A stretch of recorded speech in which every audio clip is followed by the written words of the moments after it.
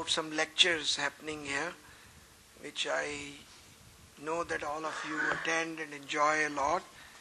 On 4th April, there is a seminar by Dr. Smiksha Sherawat from Newcastle University on a topic, what is colonial about colonial medical care, gender, society and the political economy of healthcare in India from 1840 to 1920.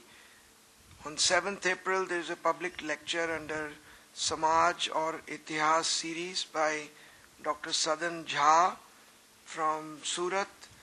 एक नई भाषा का उदय देवनागरी जगत में देखना और दिखाना 1850 से 1920.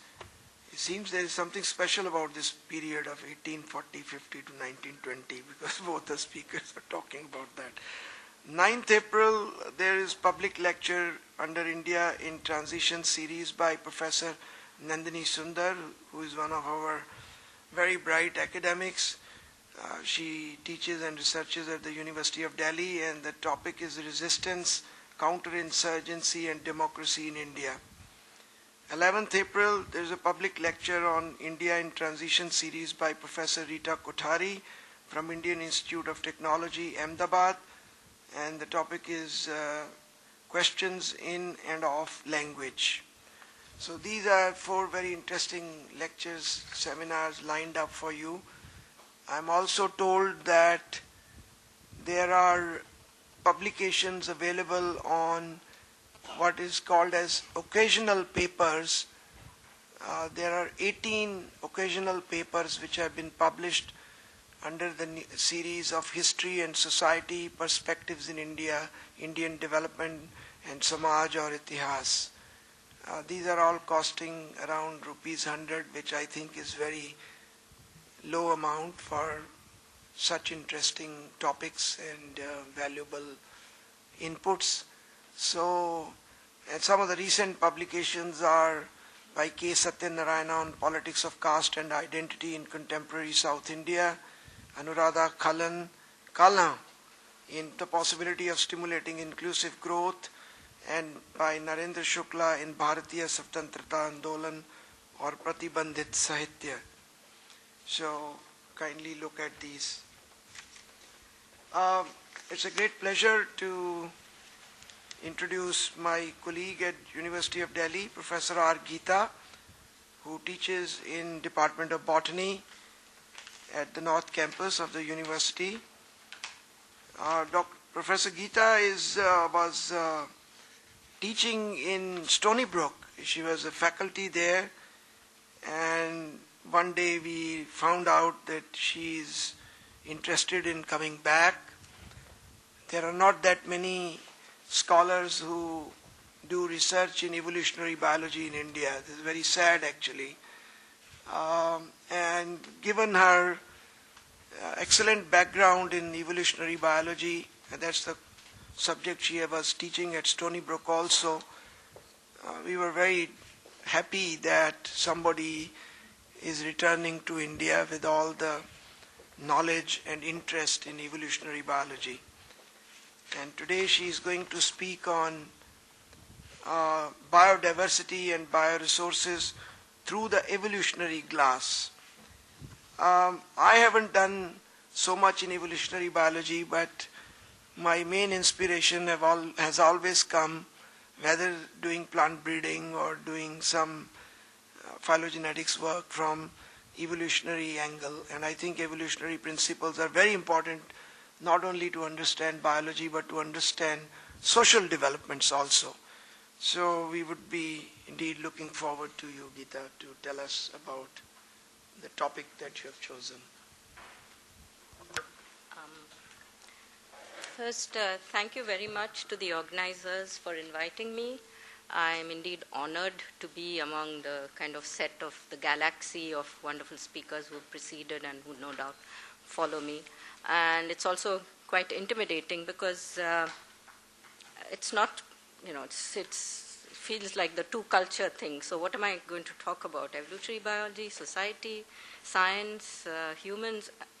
Okay, so I've come to some kind of a compromise, and I hope that there's something there for everyone, and that I speak well enough to be intelligible, unlike Catherine Morland of Northanger Abbey, who said, I don't speak well enough to be unintelligible.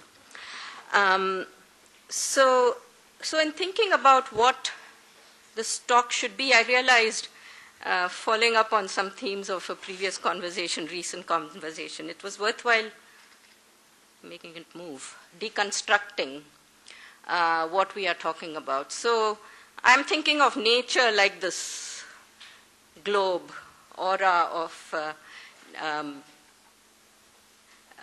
something, that exists out there, and that if we are talking of nature, and I'm assuming society is human society, so we have human society, nature as two entities, and somehow science is this intermediary between these two. That's one way we might think about it. But I think a somewhat better way might be that human society is really part of nature, and that this interface that we have is definitely between human society and nature, whatever that is. And this, I guess, is my implicit model in my mind as I talk about these things. So which means that not only must the human in society who's doing science have a sense of their place in nature, but they also need to have a sense of their place in society. So what is biodiversity then? So biodiversity has a large number of dimensions. I'm not going to sort of go through all of these, but just to tell you that there is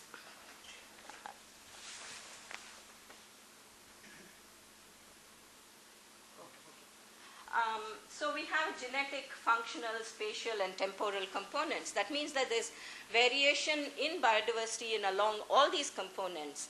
And these are all the dimensions that we need to think about when we are thinking about biodiversity, defining it. And one sort of compromise description or definition that comes up is that biodiversity is the diversity of genes, species, communities, ecosystems. Obviously, it leaves out a lot of detail, but that's one way one could think about biodiversity. Well, what is bioresources then? I'm not going to spend too much time describing it now. I hope it's going to emerge from the talk. But essentially, this is one definition: goods provided gratis by Mother Nature. This was a definition used by Beatty, who was one of the earliest biologists who sort of distinguished between biodiversity and bioresources as an argument for conservation of biodiversity. He gave this utilitarian argument, which he said we have forgotten about, and that we need to think about it when we are thinking about biodiversity. So it's not independent of the use that we put biodiversity to. So evolution. So in this context, I just like to introduce it by a little bit of a personal detour. When I went I was living in Madras and I went over to Arizona to do my PhD, I came across these trees, Prosopis, and these flowers, Datura, which pretty much took me back to Delhi. Because Delhi, you have Prosopis and you have Daturas all over the place. And one question that came to mind, of course, is I knew, of course, that Prosopis had been introduced into Delhi by the British to vegetate the ridge for reasons known only to themselves.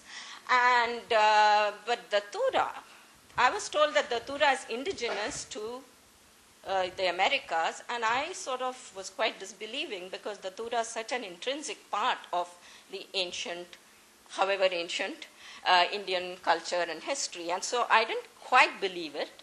It was always stayed in my mind though, and it wasn't until much later when I was in Stony Brook that we actually investigated it. And you find that Datura was considered to be both a North American and Eurasian genus, it had about 12 species in America and possibly 3 or 4 species in India, of which these were known to be introduced in later post-Columbian times, but Datura metal was the question. However, in the 1990s or so, there was a publication in which there were some taxonomists who, having investigated this, said early Latin translations of Avicenna's work, predating Columbus's first voyage, indicate a recipe for a drug rather than any identifiable description of a plant species. So they conclude that the attribution of Datura to Avicenna as to Dioscorides has no factual basis whatsoever. So they had another argument for Dioscorides, which has to do with dates and incompatible dates. But then that retained that there remains the question of whatever is Dhatura. So we did sort of look into this question of, was there Dhatura present in Asia before 1492, which is the Columbian transfers? And that is Dhatura the same as Datura, the Latinized version of the Indian Sanskrit or Indian word, Indic word? And we found that a whole lot of evidences, but definitely these kinds of evidences were to me the most exciting.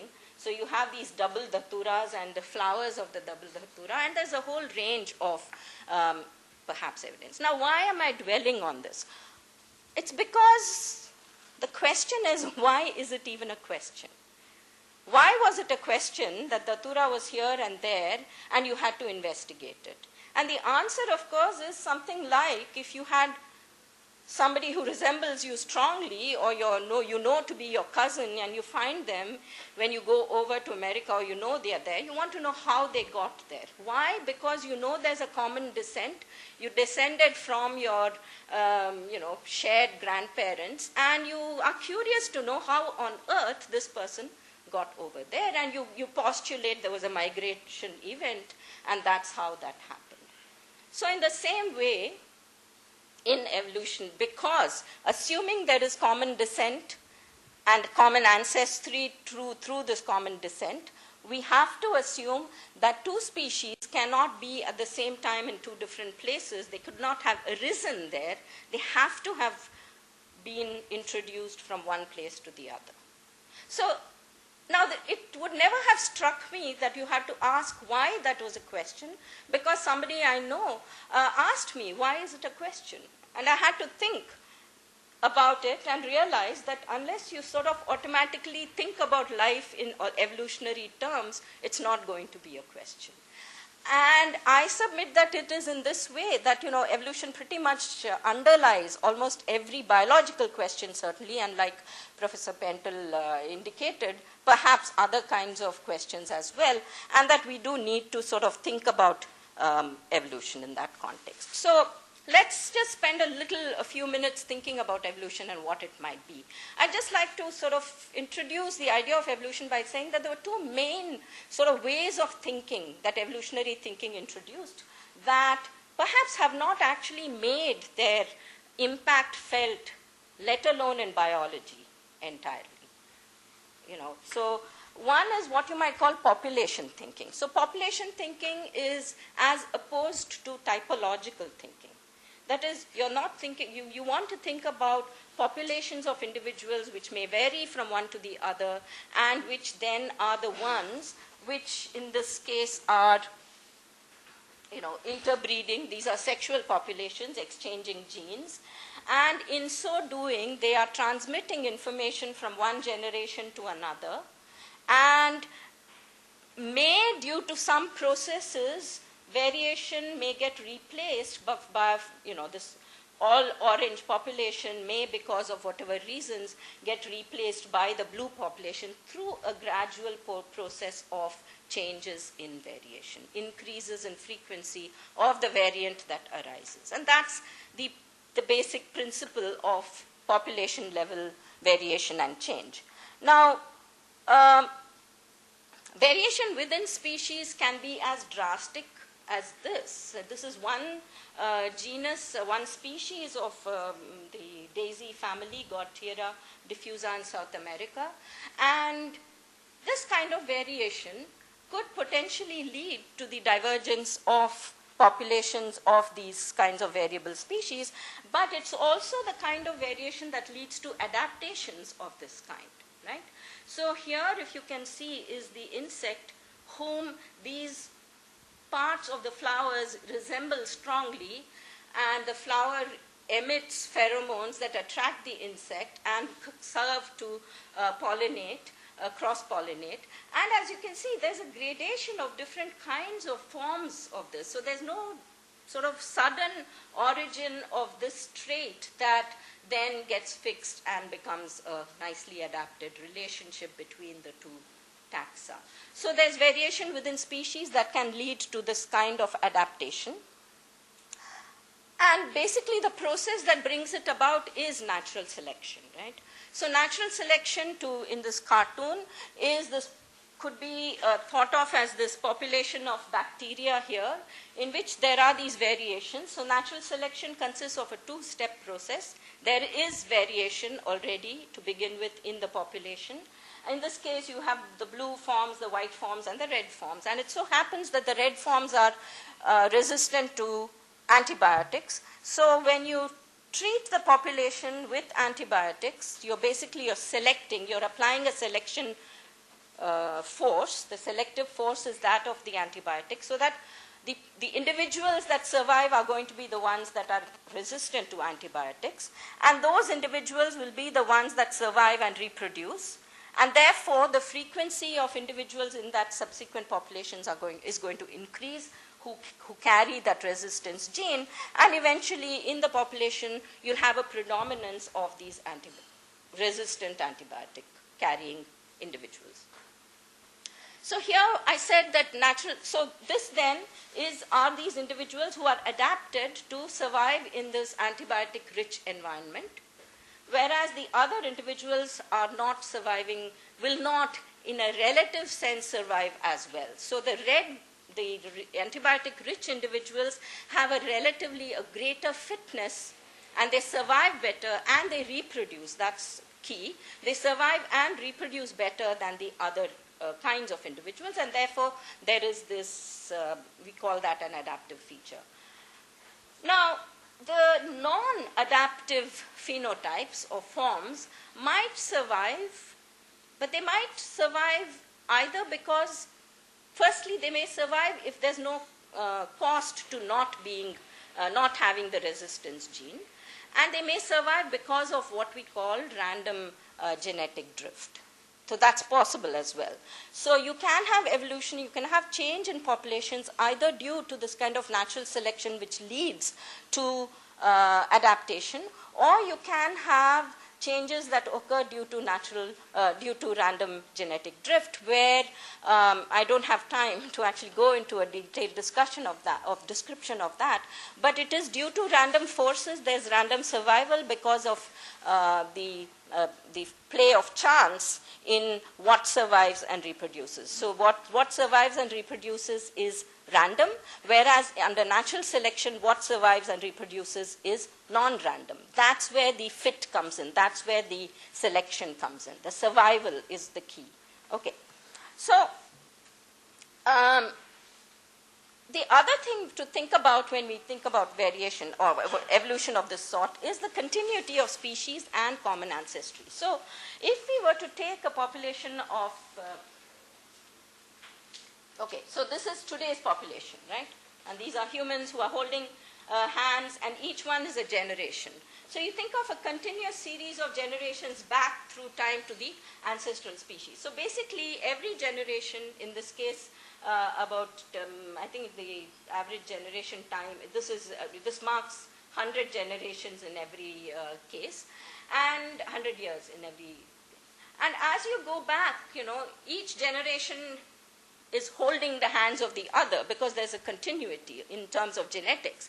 And you go back, and way back in time until you come to an ancestor who doesn't look very human anymore, right? And that's because of the modification, right? So there's inheritance, there's descent, and there's modification. There's been modification all along the line in those populations. And in this modification, we have, by tracing our ancestry way back in time, we found the common an ancestor who doesn't look very much like us, and you instead take this other road that appears and you trace that back and you come back to the chimp. The chimpanzee being our common, most recent, our closest relative. You take what's been called the U-turn by Dawkins, right? So you have this human chain, and you go back to this common ancestor whom we share with the chimpanzee, and that common ancestor looks nothing like either the chimpanzee or the human. So that's one fact of evolutionary descent that happens. Now, in introducing this idea of the common ancestor, then, we've introduced the idea of the splitting of lineages. Splitting of lineages is called speciation, the formation of new species. So species are multiplied through division, right? So you have a population, it divides in two, and now you have two independent populations that are have been formed. So this population that we were talking of then, at some point undergoes a split in the sense that the two parts of the population no longer can exchange genes with each other, and so they are isolated populations and are evolving along two different lineages, and they now replicate or not replicate, but they undergo the same kind of history as did the ancestral population. That is, they exchange alleles, they mutate, there may be differential survival, there may be random genetic drift. All those forces are acting on these. So you have now two independently evolving populations, which, if you were to visualize this in this cartoon, the red line represents the isolation between these two populations, and you may have populations that undergo descent with modification or not. Okay. So, by these series of splitting events, what we now have is a branching diagram. So, what emerges is this branching diagram, or the family tree of species. And these populations, these newly formed species, right, are related to each other as a tree.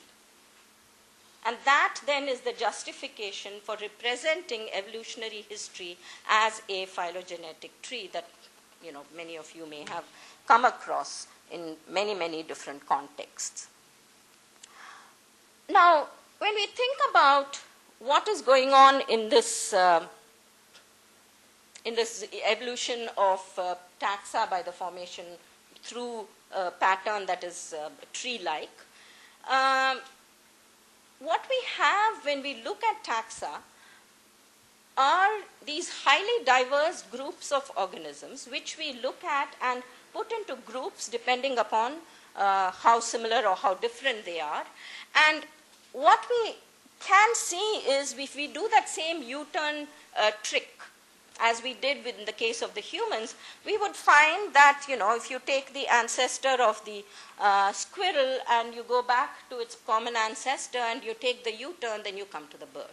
So mammals and birds are close relatives, and those two are close relatives of the ancestor they share with the frog.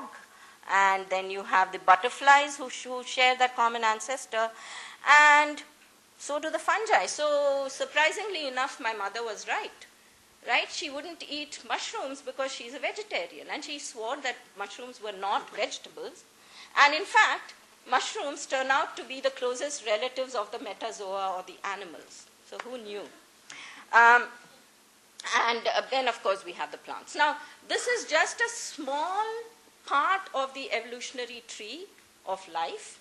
And the point here I just want to make is that all biodiversity is a result of all these processes we've been talking about, right? It is the result of multiple speciation events and extinction events. Now, somehow in talking about evolutionary processes, even especially in teaching, we don't talk that much about extinction because we don't understand extinction perhaps as well as we understand population processes of multiplication, spread, and splitting. Although work is certainly being done, but the theory of extinction is not as well developed as is the theory of the other aspects of evolution. But nevertheless, the set of the biodiversity that we see is the result of set of speciation and extinction events. That is without. And just to reiterate, the tree is in fact a model of the evolutionary process. It's not just a nice diagram, and I, again, don't have the time, but people have visualized evolutionary relationships in all kinds of interesting and fascinating and bizarre ways. And the evolutionary trees are the only one, apart from maybe the idea of networks, that you can actually justify on the basis of biological processes that are known. Okay. Now, I mentioned this idea of evolutionary, of extinction, and it's especially important when we think about the context in which evolution is played out. I don't know if you can read this. I couldn't get this big enough. So a famous ecologist, Evelyn Hutchinson in Yale, he wrote this book called The Evolutionary Theater and the Ecological Theater and the Evolutionary Play. Okay. So the theater is the ecological one, and the play is that of the evolutionary processes. And what we have is the show that we have, the biodiversity show, is what we see played out on that ecological theater, in that ecological theater. So if you were to look at a scape like this, there's a job for somebody who's artistically inclined. This is the Chesapeake Bay. I couldn't find something that would give a nice equivalent thing of an Indian scape. So please, someone work on it. So this basically shows you different elements of an ecosystem, or maybe it's a community. Actually, it's an ecosystem. So you have, terrestrial organisms. You have plants, animals of various kinds which are floating around or running around and photosynthesizing and dying and eating and predating and doing all those things that creatures do. And what we have is an idea. The picture that emerges is that the ecosystems are dynamic. They are capturing energy from the sun and passing this energy through all the different entities that make up that ecosystem. And these entities that make up the ecosystem are constantly varying, changing through the processes that we talked of, the evolutionary process. So we have these ecological processes that are pretty much going on at the same time as are the evolutionary processes. And these entities that are evolving are the ones that are carrying out these ecological functions. So in a sense, you might think that what evolution is doing is to sort variation and allowing those things to survive which fit better or best in a particular combination of abiotic, that is temperature, light, humidity conditions, and other organisms around it. So biotic and abiotic factors. So that's what makes up that ecological niche. So the sorting of variation into these different niches is what natural selection pretty much is doing.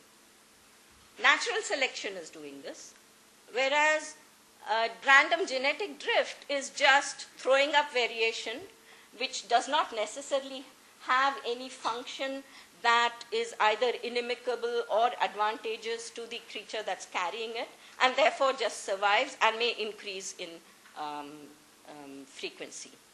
So that's what is going on.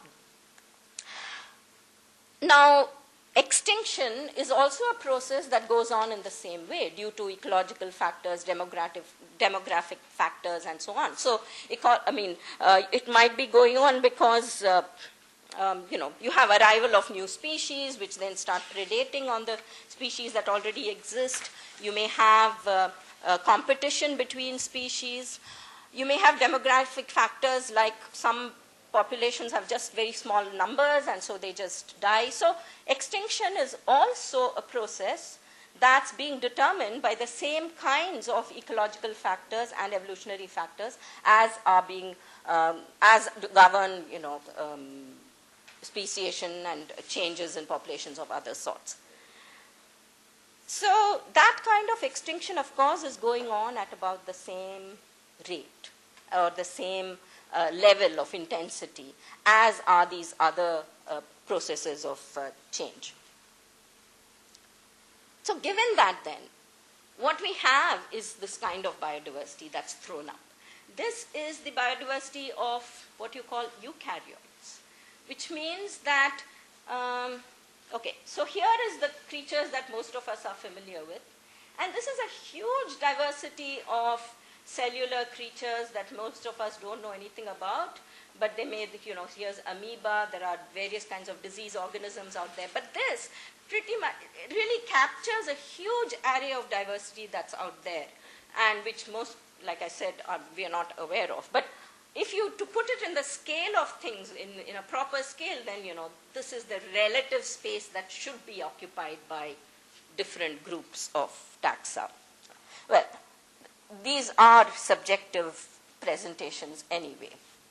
But at the same time, as this kind of speciation happens and there's extinctions and there's species that come and go away, and there have been many, many species that we know about from the fossil records that we know are extinct. And I just wanted to point out to you these stamps which were released by the Indian government to commemorate fossil plants that were found, discovered by Birbal Sahni, a famous paleontologist, paleobotanist. And it's very exciting that, to have things like that, that kind of patronage from the government.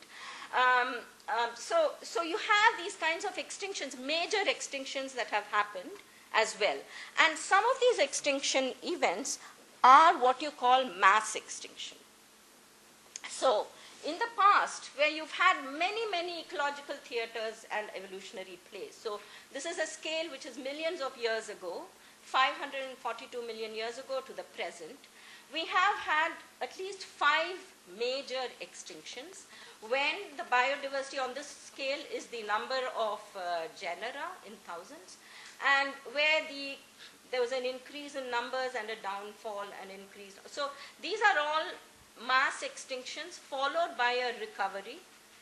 And these are mass extinctions which also are, accompanied, were happening at the same time in different, stages of the life's history when continents are moving around on the earth and taking different configurations. Now, one thing interesting in this graph, and it may be a small, distortion due to a taxonomic distortion, is that you can see that biodiversity is actually overall increasing. Despite all those extinctions, it looks like there's a trend of increase in biodiversity. Now, that is not something that has been discussed a whole lot, and why I say it may be a function of a taxonomic problem is that more recent taxa are better described, and you have better connections with more recent taxa, and so it's possible that we just know more about them to be able to describe them as new genera or whatever. That's just one possible. Oh, okay. So the result of all this is biodiversity.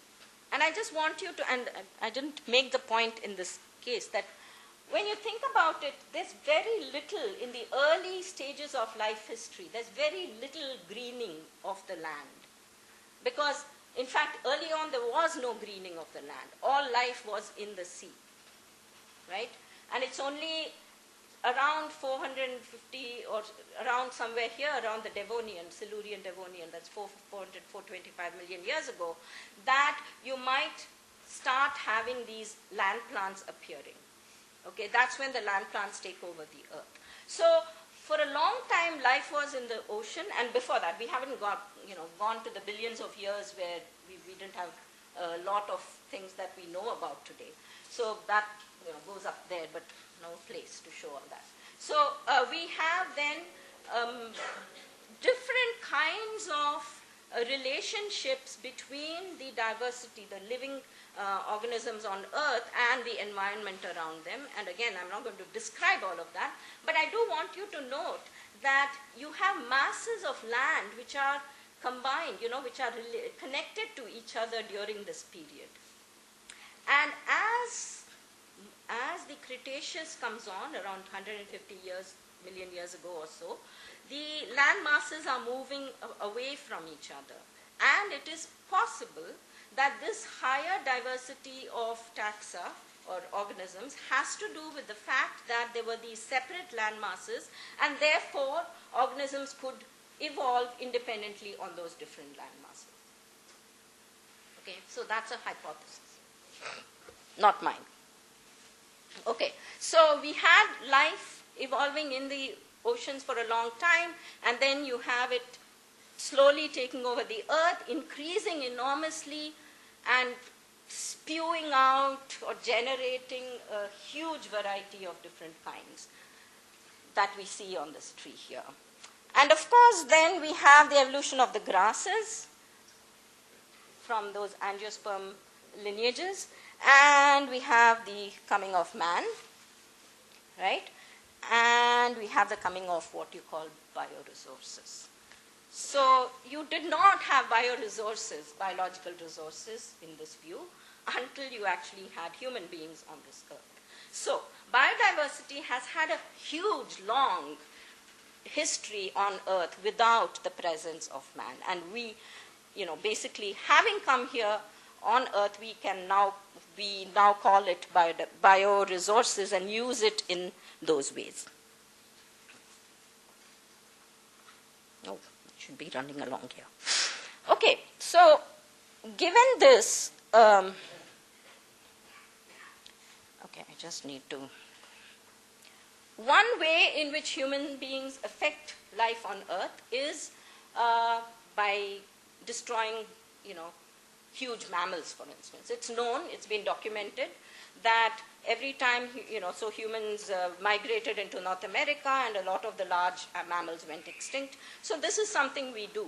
So we hunt them down, and basically the pressure of hunting is more than can be withstood. It's, their carrying capacity, it exceeds the carrying capacity of that, and so the mammals actually go extinct. Now, however, that kind of reduction in biodiversity, so causing of extinction of that kind, is something that is not I would say not a planned one. You don't go into hunt with the intention of making things go extinct. Okay, so there is perhaps another activity that we undertake, which is a planned reduction in diversity, and that's agriculture.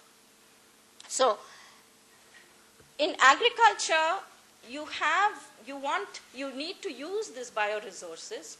You find that homogeneity is going to lead much more greater efficiency and ability to scale up. And the invention of agriculture then is something that necessarily carries with it homogeneity.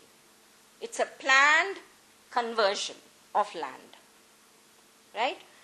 Now, this planned conversion of land happens because we want to, the factors of efficiency and scaling up. So in agriculture, then we have reduction in numbers of species and varieties that are being used, and we have standardization because we want to have efficient harvest, efficient processing, etc.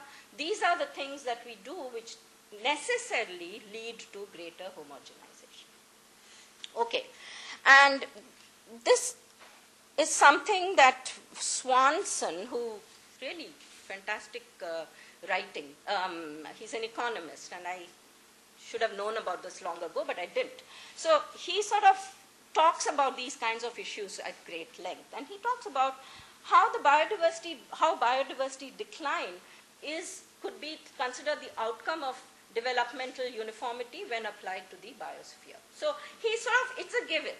You can't get away from that. There's no question about it. So he further says, and it's kind of very revolutionary in my mind, and I haven't thought this through yet, but he further says that by doing this conversion, he gives conversion a very sort of a technical kind of a reality. He says, by conversion, human beings are taking over the role of natural selection.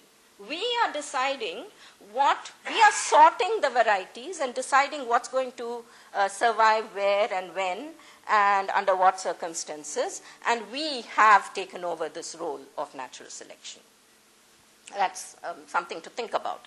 But whether that's true or not, it is true that we have what are called these anthropogenic biomes, or I've seen the term anthromes as well. So these are highly homogenized regions of the world.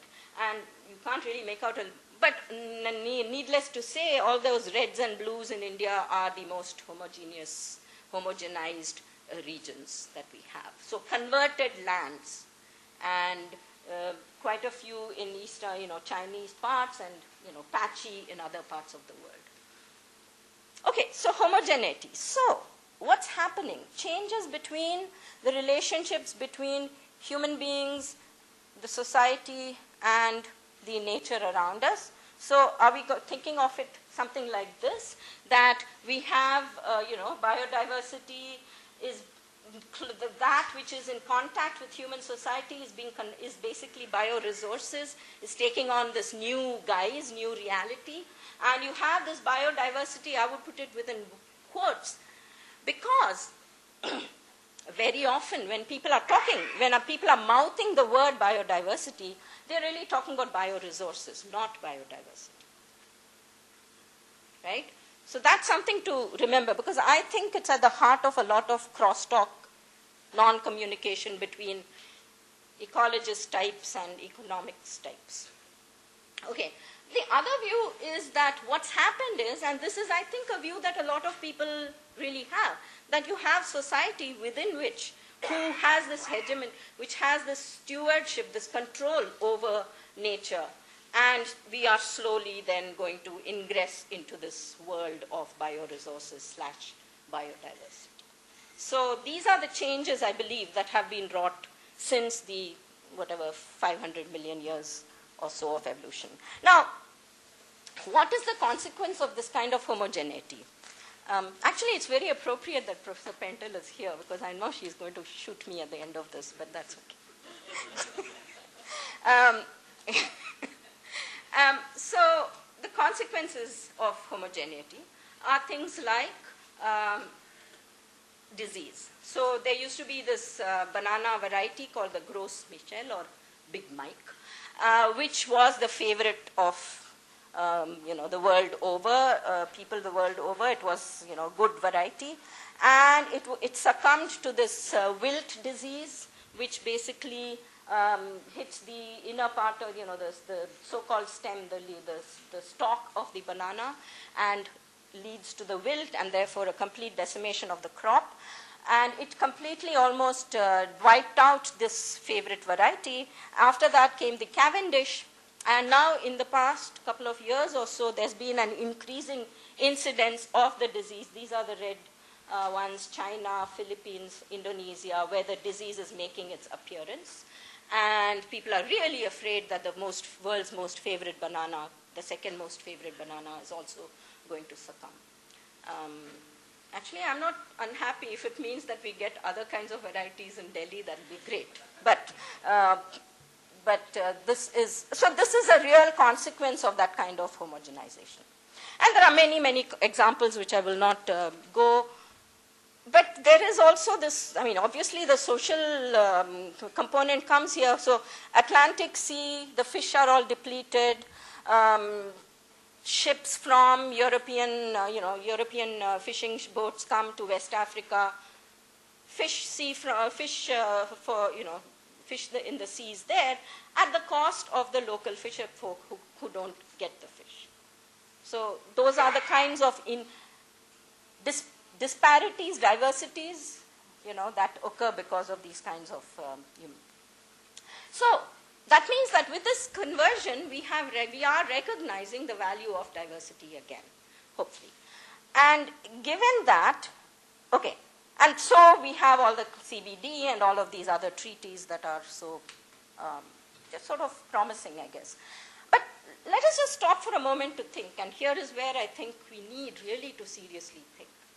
Do we have alternative models? Can we actually change the way we do things? So there are people who are thinking about these things. There are, multiple cropping. These are both, one is from Orissa, that's from Sikkim. Pictures growing many things in a, not homogeneous agriculture. And there is this map I found in the MSSRF. It is, I hope I remember this, globally important historic agriculture systems. Okay, so there are various different kinds of traditional systems which have been documented in different parts of India and which are being basically, I guess, documented. I'm not sure what else is happening with that. Perhaps you can help us with that.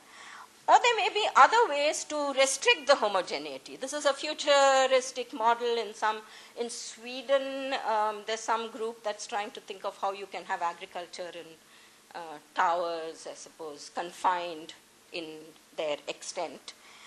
But there's also this model that has been a recent model, which I'm not sure the experiment has worked through, which is in Cuba, which in the 1990s, when the USSR broke up and food imports stopped into Cuba, they were forced. Food imports stopped. They had no, because there was embargoes all around, they had no fertilizers, pesticides, etc. So they were forced to do organic farming, etc., intensive agriculture, multiple cropping, and all of those things.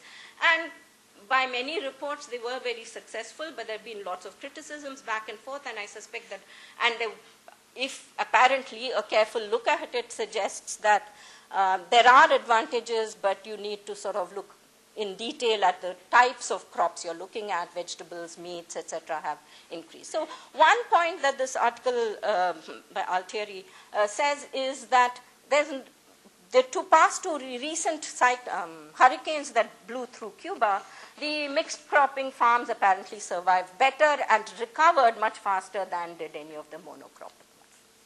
So maybe we have the models and maybe we need to let them.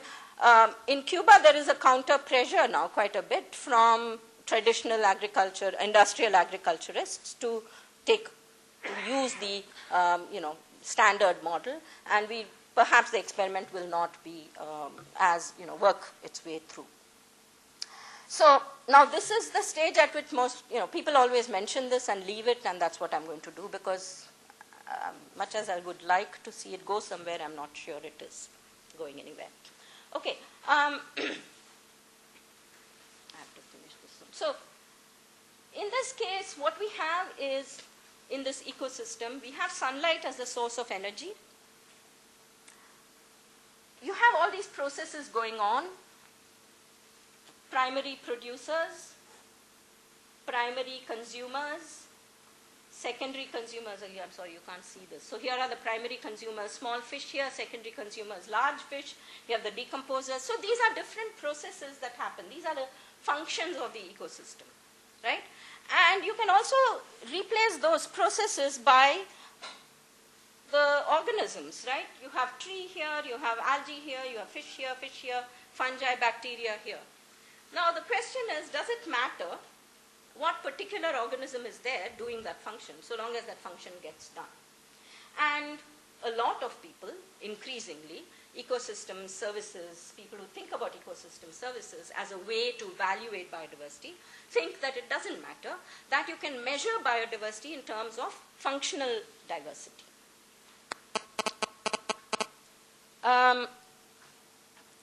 So this ecosystem services, when you think about it as in terms of functional diversity, and let's go back to this diversity of processes that might be there in the when you look at biodiversity. So if you have ecosystem services, there's a whole bunch of different functional components that can be measured and that can be used to measure biodiversity. So we are looking at this particular dimension of biodiversity, relating it directly to ecosystem functions, and saying that this is the way to measure diversity and how it directly relates to ecosystem functions. As the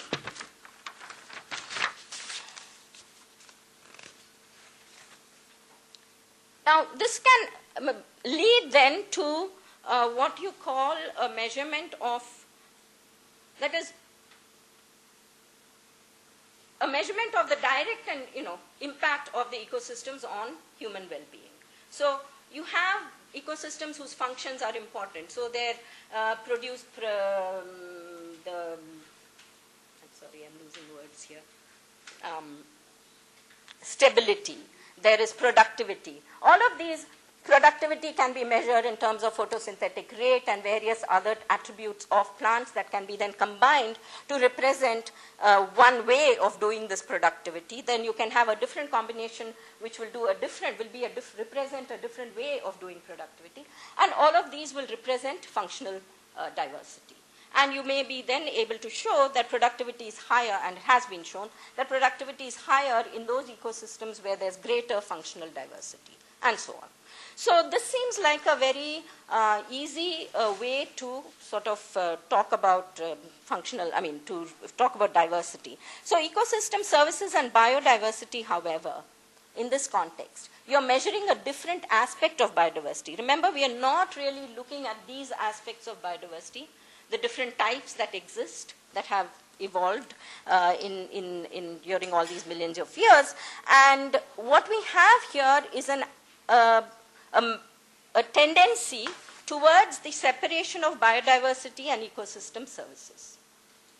Okay? And that, I think, is what is happening in bodies like the IPBES, that is the Intergovernmental Science Policy Forum on Biodiversity and Ecosystem Services, two separate words. Biodiversity in CBD is not regarded as an ecosystem service itself, but then is regarded as a prerequisite which underpins ecosystem services. The IUCN recognizes the intrinsic existence and non-use value and importance of biodiversity, as well as it's recognized the importance to maintain ecosystem function. So in every case, ecosystem services are being separated from the idea of biodiversity. And the ecosystem services then are given this utilitarian form, whereas biodiversity then has this sort of intrinsic value form, which is difficult to evaluate. And so because it is so difficult to evaluate intrinsic value, people just leave it out of their valuation. And this, I think, is a problem. The question is, how do you evaluate biodiversity? This, by the way, is the current exchange rate. I just found out. The $1 million question. So you can separate the bioresources. You can evaluate bioresources separately from biodiversity. How do you do that? You can think about bioresources as the value of the goods that come out of all those biological resources that have not been converted. Okay, so we have a value of agricultural produce, etc., which comes out of converted land. But that which is coming out of the unconverted bioresources, land, is what you have, is how you, that is the bioresources whose value you need to estimate. Which means that biodiversity is different. Biodiversity, the value of biodiversity is the value of the diversity itself, as opposed to homogeneity. So it's a different kettle of fish, of many fish, right? It's different from the idea of putting a value on those bioresources that we have, whether converted or not. And this again is due to Swanson. So the point is, bioresources are not the same as biodiversity, and we need to pay attention to that with a little more care. So, in this context then, sorry, I think I'll take a little, about 10 minutes. Okay, I'm carried away here. Yeah, that's true. So, in this analogous or complementary to the idea of ecosystem services, have been proposed the idea of ecosystem services, Faith et al. In 2010. So what are ecosystem services? They are the services that come out of the processes of evolution. Okay, so what do we mean by that? One is that biodiversity results from evolution. So evolution in the past has generated all this biodiversity that we've been describing and looking at, and that we now rely on today for our various uses. So there is the value of that. So that might be the unconverted bioresources type of aspect of it. So biodiversity in this case is including that as well. So in this case, the biodiversity, the result, the taxa, a taxon is a named species or a group of species. We need to know how to measure biodiversity in order to evaluate this. And this has been the crux of the problem. It's very difficult to measure biodiversity. And there are various ways in which you can do it. You can measure taxon richness, that is number of species. You can do functional diversity, which we mentioned earlier. Or you can use this measure called phylogenetic diversity, which I will discuss in a moment. And this kind of diversity may also include the discovery of new taxa or traits that we have not yet been discovered, which we can only discover if you have intact ecosystems. Okay. And the other aspect is the processes of evolution. The processes of mutation, of migration, of selection, of genetic drift, of extinction, all of those processes which are going on currently and which will carry on into the future, and which can bring about changes like the following. You can have a known trait that is of no particular use right now, but because in the future there's some change occurs in the environment, it has some kind of a new use or application that you had not anticipated. In evolutionary terms, this would be what's called co-option or pre-adaptation or exaptation, for those who are interested. Or you could have the origin of a completely new trait, which, however, will only evolve in the future in response to or in the context of some new set of conditions that you cannot today anticipate or predict. Right? Now, these are all sort of scenarios in the future that we want to prepare for, and that's a reason to keep the biodiversity going. Not for its value today, because you don't know what the value is. You cannot put a value on it right now. But there is a potential value, and that Swanson actually shows is always going to be a positive value. I'm happy to accept his judgment on that. I'm no economist, but I would certainly encourage. So these are his versions of the same thing. He talks about the appropriation of evolution's products or something like that. So the conversion, there are benefits and costs to conversion. There are obvious benefits in being able to have more efficient and more upscale, higher levels of agriculture, but the costs of that conversion are the values of biodiversity, according to him. So there is a cost of this conversion, and that cost is exactly the value of biodiversity, which you're giving up by converting, right? And then you can separately estimate the value of biodiversity, which he suggests has three kinds of values. One is the static value, which is the portfolio effect that he says. That is, there's huge variability in your investment portfolios. So you may have huge variabilities, but the larger the number of the, in this case, the items, that is a species, the portfolio, that variability is decreased, because portfolio effect is the ratio, the risk is the ratio of the variability over the number of entities. So the larger the number of entities, the lower will be your variability, which you want to minimize. And then he talks of two kinds of dynamic values, which he calls the quasi-option values, and the other one, which is the exploration values, which are analogous or maybe correspond to the scenarios I described earlier in the evolutionary scenarios, where you have co-option that will lead to new uses of currently known traits, and exploration values are the value of retaining the variation because you know that in the future there may be something of benefit there. So this is then an economic lens on this, which I don't pretend to be actually presenting. So another 10 minutes and I should be done. Too much. 5 minutes. 5 minutes? No, you conclude, please. You take your time. I apologize. I really got carried away with the first part. So what are we proposing here? So I just wanted to give you a couple of concrete examples from the evolutionary world and to sort of give you an idea of how people are thinking about some of these issues in this field. So I just want to introduce a few terms because these are important just for general knowledge. So we talk about in phylogenetic histories, we talk about clades, that is groups which are descended from a common ancestor, and that is a reality, that reflects history. And we have taxa. So if we look at this tree, what we can know is that humans and chimps are closely related, are sister taxa, and they share a common ancestor. They share a common ancestor with the gorilla, and all three share a common ancestor with the orangutan. Now, if you look at this tree, it's exactly the same tree. I don't have the time to work through it, but basically it's the same set of common ancestors that are shared by these taxa. Now, and this is just to sort of reiterate the point in a different way, perhaps, what an evolutionary tree is. That your family tree is not exactly this one, but it is this one.